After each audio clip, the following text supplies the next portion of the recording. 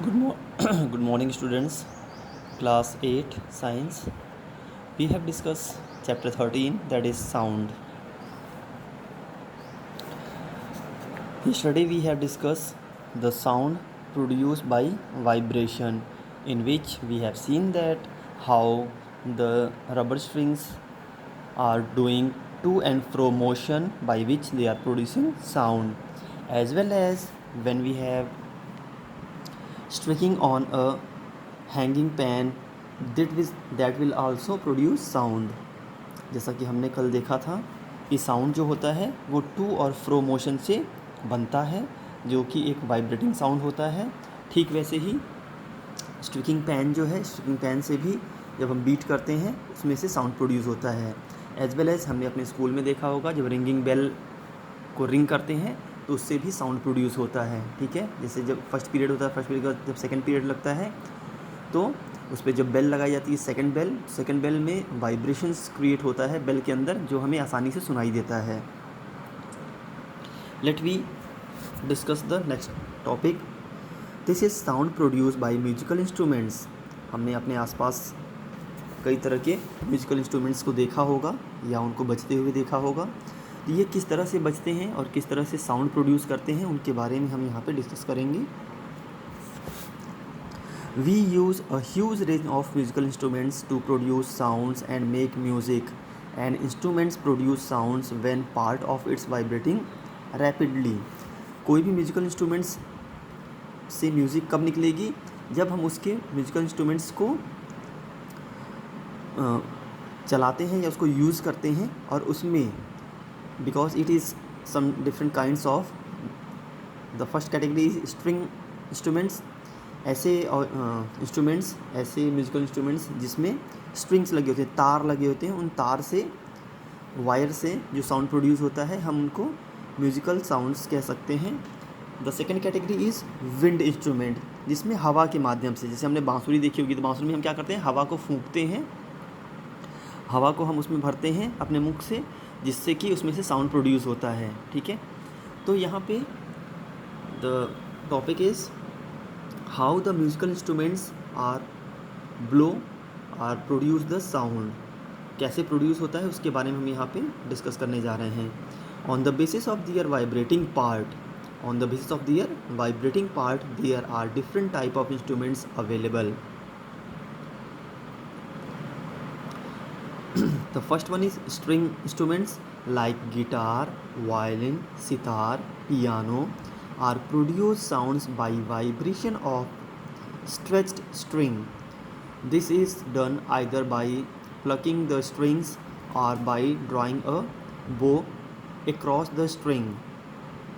हमने गिटार को देखा होगा, तो गिटार में हम क्या करते हैं, गिटार में वायर्स होते हैं, तार लगे होते हैं, उनकी जो मोटाई होती है वो पतली और मोटी होती जाती है, जिससे अलग अलग तरह के, अलग अलग पिच के साउंड प्रोड्यूस होते हैं। ठीक है, सरगम जो होती है, सा रे गा मा, तो वो उसमें से प्रोड्यूस होती है, जिससे हम जो भी म्यूज़िक प्रोड्यूस करना है, जिस तरह का म्यूज़िक हमें कंपोज़ करना है, वो हम आसानी से कंपोज़ कर पाते हैं। तो पहले तरह की कैटेगरी में स्ट्रिंग्स ऑपरेशन है। स्ट्रिंग्स का मतलब होता है वायर लाइक स्ट्रक्चर। ठीक है, जो कि साउंड प्रोड्यूस करेगा। और उसके एग्जांपल्स हम यहाँ पे देख सकते हैं, गिटार है, सितार है, वायलिन है, ठीक है, पियानो है, all these are string operated. The next one is wind instruments like flute, shehnai, trump and clarinet produce sounds by vibration of air column. इनमें जैसे बांसुरी में जब हम हवा भरते हैं तो उसमें से साउंड कैसे प्रोड्यूस होता है, क्योंकि उसमें एयर कॉलम्स बने होते हैं। इसमें अलग अलग हम देखते हैं, इसके ऊपर छेद बने होते हैं छोटे बड़े, ठीक है, जो कि अलग अलग तरह के साउंड को प्रोड्यूस करते हैं, अलग अलग तरह के वाइब्रेशन पिच के साउंड्स को प्रोड्यूस करते हैं। ठीक है,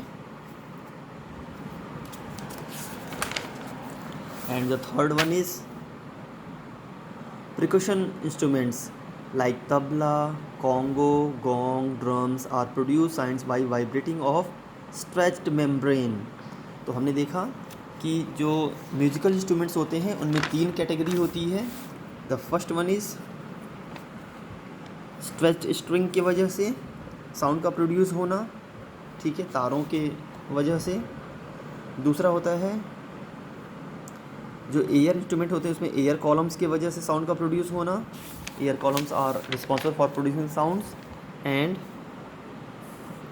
third one is percussion instruments जिसमें स्ट्रेच्ड मेम्ब्रेन होती है, ठीक है। हमने अपने घर में ढोलक देखी होगी आसपास, या तबला देखा होगा, ड्रम देखा होगा। इन सब में क्या होता है, ऊपर की तरफ जो मेम्ब्रेन होती है, जो खाल होती है, उसको खींच करके उस पर लगाया जाता है ताकि वो उसमें से साउंड प्रोड्यूस हो सके, ठीक है। We are plug the string of guitar and strikes the membrane of tabla. The whole instrument is forced to vibrate and it is the sound of vibration of instruments that we hear. जितने भी तरह के instruments होते हैं, musical instruments, उनमें vibration पैदा होता है, जो वाइब्रेशन साउंड प्रोड्यूस करता है, ठीक है। As well as we have seen that to make a jal tarang, जल तरंग इज़ अ म्यूजिकल इंस्ट्रूमेंट्स। हम यहाँ पे देख सकते हैं कि अलग अलग साइज़ के बाउल रखे हुए हैं, चीनी मिट्टी के बाउल हैं, ठीक है, और इनमें पानी भरा हुआ है। तो पानी लेकिन पूरा ऊपर तक नहीं भरा जाता, इसको हल्का सा खाली करके रखते हैं, और इस इंस्ट्रूमेंट से भी हम एक प्लीजेंट साउंड या प्लीजेंट म्यूज़िक हम इससे प्ले कर सकते हैं। How we can prepare it, take some ceramic bowl और मेटेलिक बाउल। हमें क्या करना है, अलग अलग साइज़ के सिरेमिक, ठीक है, चीनी मिट्टी के बाउल लेने हैं या मेटल के बाउल लेने हैं। Fill them with water up to different level, उनको अलग अलग लेवल में पानी भर के रखना है। The level of water should increase gradually from one end to other. इसमें क्या करना है कि हमने यहाँ से लेकर के यहाँ तक, अगर suppose for example if we have keep 12 और 15 बाउल्स, तो उनमें पानी की मात्रा कम से ज़्यादा की तरफ करना है। इसमें बिल्कुल कम पानी, उससे थोड़ा ज़्यादा, उससे थोड़ा ज़्यादा, उससे थोड़ा ज़्यादा, ऐसे भरते हुए लास्ट वाले को हम फिल्ड करके रखेंगे, थोड़ा उसे स्लाइटली वो खाली होगा, ठीक है। इंक्रीजिंग ऑर्डर होना चाहिए। Now strike them one by one with a pencil और स्ट्रिक। अब हमें क्या करना है, पानी भरने के बाद उसको एक पेंसिल या स्ट्रिक से हल्के हल्के उसको बीट करना है। You will hear pleasant sounds, तब हमें एक बहुत ही अच्छा जो साउंड है, ठीक है, म्यूज़िक है, वो हमें सुनाई देगा। योर जल तरंग इज़ रेडी। अब इस तरह के इंस्ट्रूमेंट्स को हम क्या कहेंगे, जल तरंग कहेंगे, क्योंकि यहाँ पे according to water the sound will be produced. तो ये सारी बातें हो गई हमारी म्यूजिकल इंस्ट्रूमेंट्स के बारे में। म्यूजिकल इंस्ट्रूमेंट्स में 3 कैटेगरी हमने देखी। The first one is string, air column and as well as stretched membrane. So all these are responsible for vibration to and fro movement by which the sound will be produced. So the next topic is sound produced by human. हम अक्सर जब classroom में बैठे होते हैं या घर पे होते हैं या हम एक दूसरे व्यक्तियों को जब देखते हैं तो वे आपस में बातें करते हैं, ठीक है। तो आपस में हम जब बातें करते हैं या हम घर पे हैं, सपोज़ हमारी मम्मी ने या पापा ने जब हमको बुलाया, ठीक है, then when they have call to us then we have hear a sound, ठीक है। तो हम एक आवाज़ अपने कानों के द्वारा सुनते हैं, जिससे हमें पता चलता है कि कोई हमें बुला रहा है या हमारे टीचर से हमने ये इंस्ट्रक्शन दी है, ठीक है। तो जो साउंड है वो हम कैसे सुन पाते हैं, ear is the body parts that are able to hear the sounds. हमारे शरीर में कान एक ऐसा अंग है जो सुनने का काम करता है, ठीक है। उससे हम अलग अलग तरह के चीज़ों को, अलग अलग तरह के आवाज़ को हम सुन पाते हैं, ठीक है। सुनने के साथ साथ अब जैसे हम चूँकि we have produce sound also, we have speak, जब हम बोलते हैं, क्योंकि जब 2 व्यक्ति बैठे हुए हैं तो 2 व्यक्ति में एक बोलेगा और दूसरा सुनता है। तो बोलना कैसे पॉसिबल हो पाता है उसके बारे में हम यहाँ पे बात करेंगे। साउंड प्रोड्यूस बाय ह्यूमन, हमारे द्वारा जो आवाज़ है वो कैसे निकल के आती है। जैसे छोटा बच्चा जब हमने देखा होगा, ठीक है, when it is young about 2 years then it will not able to speak words और speak letters, they are listen and speak, ठीक है। जो छोटा बच्चा होता है वो दूसरों से आवाज़ को सुनता है और उसको बोलने की कोशिश करता है, और 3 साल या 4 साल का होते होते फिर वो बहुत सारे वर्ड्स या लेटर्स को सीख जाता है, ठीक है। जो मदर्स होती हैं, mothers they have teach to them, उनको वो हिंदी लेटर्स, इंग्लिश लेटर्स, ये सारी चीज़ें उनको सिखाई जाती हैं। वो एक एक करके उसको बोलना शुरू करते हैं। तो बोलते समय जो टंग होती है, टंग की मदद से हम साउंड्स को प्रोड्यूस कर पाते हैं। और उसके साथ साथ हमारे गले में एक बॉडी पार्ट होता है जिसे हम कहते हैं लैरिंग्स।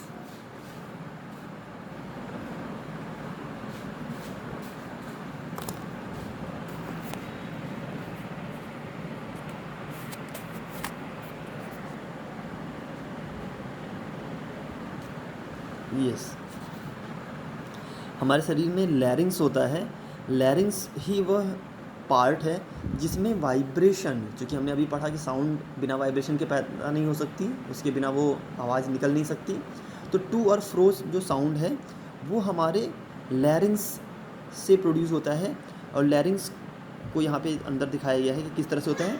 उसके अंदर वोकल कार्ड होती है, वोकल कार्ड में वाइब्रेशन होता है जिसकी वजह से साउंड प्रोड्यूस होता है या साउंड निकलता है। The larynx or voice box is the sound producing organ of human body। हमारे शरीर के अंदर लैरिंग्स या जिसको वॉइस बॉक्स कहा जाता है वो साउंड प्रोड्यूसिंग ऑर्गन है। Swallow the saliva and put your finger on your throat while swallowing the part which move when you swallow it known as voice box or larynx। गले के अंदर जब अपने गले को छूते हैं तो वहाँ पे एक गांठ जैसा या एक स्ट्रक्चर हमें महसूस होता है जो कंठ होता है, जिसे हम हिंदी में कंठ कहते हैं, जिससे आवाज़ निकलती है, ठीक है, जिसको इंग्लिश में वॉइस बॉक्स या लैरिंग्स कहा जाता है। It is located at upper end of wind pipe, जो हमारे गले में बिल्कुल ऊपर की तरफ, जैसे हमारा जबड़ा होता है, जबड़े से ठीक नीचे वॉइस बॉक्स लगी होती है, ठीक है। हम यहाँ पे फिगर में देख सकते हैं, ये जो लोअर जा है, लोअर जा के ठीक नीचे यहाँ पे वॉइस बॉक्स लगा होगा और इसके नीचे ही विंड पाइप होती है। और narrow slit is present between the vocal cord for the passage of air. Vocal cord जो होते हैं इसको हम देख सकते हैं कि ये दोनों तरफ से मांसपेशियों से घिरा रहता है और उसके बीच में एक स्लिट, एक खुला स्पेस होता है जिसमें से आवाज़ जो हवा है वो पास करती है। When the lungs force the air through the slit the vocal cord vibrate to produce sounds. जब हमारे लंग्स से हवा बाहर की तरफ निकलती है तो वो साउंड प्रोड्यूस करती है।